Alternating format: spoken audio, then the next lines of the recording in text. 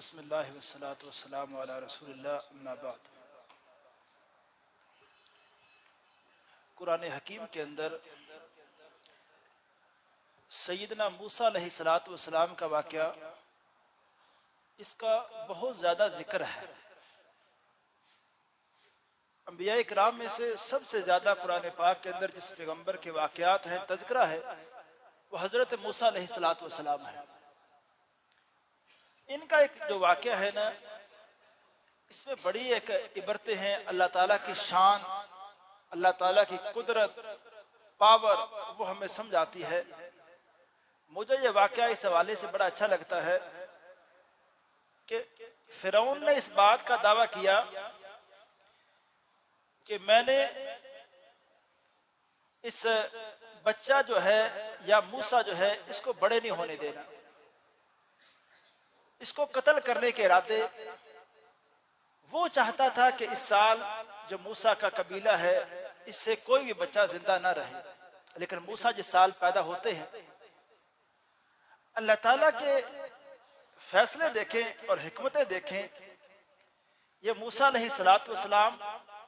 اسی سال پیدا ہوتے ہیں جس سال بچوں کو قتل کیا جاتا ہے، لیکن موسیٰ اسی علاقے میں بڑے ہوتے ہیں، فرعون کے گھر بڑے ہوتے ہیں، اس کے خرچے پہ بڑے ہوتے ہیں، اور موسیٰ کی والدہ بھی دودھ پلاتی ہے اور پیسے لے کے فرعون سے دودھ پلاتی ہے۔ یہ اللہ تعالیٰ کی جو پاور ہے مجھے اس واقعہ سے وہ سمجھاتی ہے کہ کیا اللہ تعالیٰ کی شان ہے۔ یعنی اس نے کہا میں نے بڑے نہیں ہونے دینا، اللہ نے کہا بڑے بھی ہوگا، تیرے گھر میں ہوگا، تیرے خرچے پہ ہوگا، اور ایک دن تیرے خلاف کھڑے ہوگا، اور ایک دن پھر تیرا کیا انجام ہوگا وہ اللہ تعالیٰ کے علم کے اندر یہ ساری باتیں تھی۔ تو یہ واقعہ اس حوالے سے ہمیں سمجھاتا ہے جب ہم دعائیں کریں نا تو دعاؤں کے اندر ان واقعات کا حوالہ بھی دیں، اللہ تعالیٰ کو واسطے دے کے دعا کریں، یا اللہ تیری شان یہ ہے کہ تو نے فرعون کے مقابلے میں موسیٰ کو کس طرح زندہ رکھا ہے، اور فرعون جیسے ظالم کو اللہ تو نے غرق کیا ہے۔ اللہ تیری شان یہ ہے تو نے زکریا پیغمبر کو بڑھاپے میں جا کے بیٹا دیا۔ اللہ تیری عظمت یہ ہے کہ تو نے مریم کو بغیر خامن کے بیٹا دیا، اور اللہ تیری عظمت یہ ہے کہ تو نے یونس علیہ السلام کو مچھلی کے پیٹ کے اندر سے بھی بچا لیا۔ تو اللہ جب تیری اتنی بڑی شان ہے تو میری یہ گزارش ہے، میرا یہ کام ہے، اللہ یہ بھی پورا کر دے۔ اس طرح اللہ کو واسطے دے کے دعا کرنی چاہیے۔ یہ چند ایک سوالات ہیں، اختصار سے ان کا جواب دیتا ہوں۔ پہلا سوال، وطر کی دعا مانگتے ہوئے یہ دعا بھی مانگا کریں۔ یہ تو قاری صاحب سے متعلقہ بات ہے، یہ سوال تو نہیں ہے، یہ تو مشورہ ہے۔ یعنی ربنا، قاری صاحب یہ ایک دعا سنیں، ربنا حب لنا من ازواجنا۔ اچھا اگر آپ مناسب سمجھیں تو اس دعا کو بھی آپ وطروں میں کبھی کبھار پڑھیں۔ دوسرا ایک سوال یہ ہے، کیا حیضہ عورت، ماہواری والی عورت مسجد کے اندر آ کے بیٹھ سکتی ہے قرآن سننے کی غرض سے؟ بالکل بھی نہیں بیٹھ سکتی، ایسے ایام کے اندر عورت مسجد نہیں آ سکتی۔ ہاں البتہ قرآن کی تلاوت سن سکتی ہے، صبح شام کے اذکار ایسے دنوں میں عورت کر سکتی ہے، نماز نہیں پڑھ سکتی، مسجد نہیں آ سکتی، روزے نہیں رکھ سکتی، باقی ان دنوں میں تلاوت سن سکتی ہے،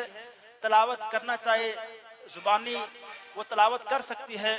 اگر قرآن سے دیکھ کے بھی تلاوت کرنا چاہے کر سکتی ہے، اور خاص طور پہ اگر کوئی اسٹوڈنٹ ہے، کوئی لڑکی، تو وہ ایسے دنوں کے اندر اپنا سبق وہ کنٹینیو کرے گی۔ وہ ایسے دنوں میں بالکل یہ نہیں چھٹی پہ چلی جائے گی، وہ جو اسٹوڈنٹ ہے وہ بھی ایسے دنوں کے اندر اپنا سبق پڑھے، تو قرآن سے اپنا سبق یاد کرے، سنائے، تو کوئی مسئلہ اس میں نہیں ہے۔ باقی اس میں اپنے گھر کے سارے کام کاج وہ عورت کرے گی، اور اسی طرح صبح شام کے اذکار،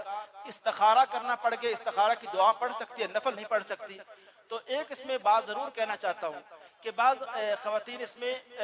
بس شرم کے مارے کسی گھر میں اگر گئی ہیں تو وہ ایسے ایام میں جہاں نماز نہیں وہ پڑھ سکتی، تو وہ صرف باقی اگر خواتین نماز پڑھ رہی ہیں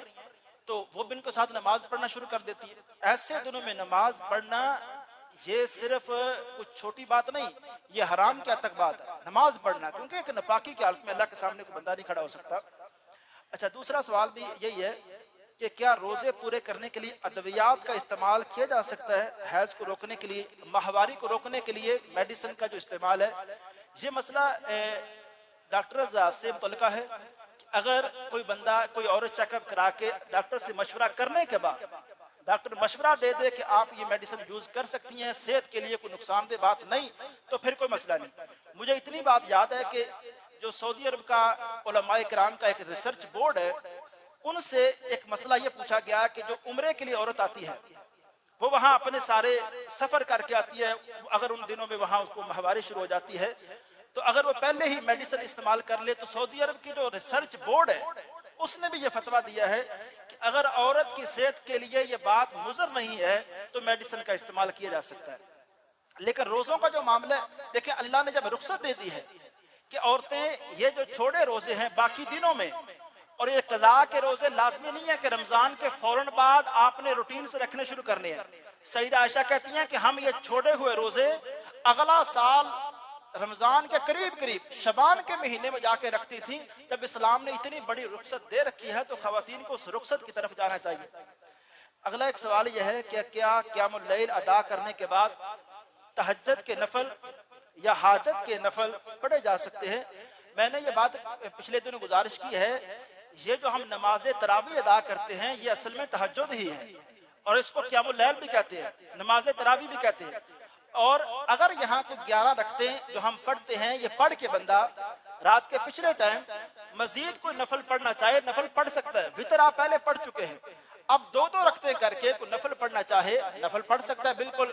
اور حاجت کے نفل بالکل آپ پڑھ سکتے ہیں، استخارے کے نفل، تحیات الوضو، جو بھی اس طرح کے نفل ہیں، ویسے آپ کا دل کر رہا ہے نفل ٹائم آپ کے پاس ہے تو آپ یہ نفل بالکل پڑھ سکتے ہیں۔ اور ایک آخری مسئلہ میں یہ عرض کرنا چاہوں گا،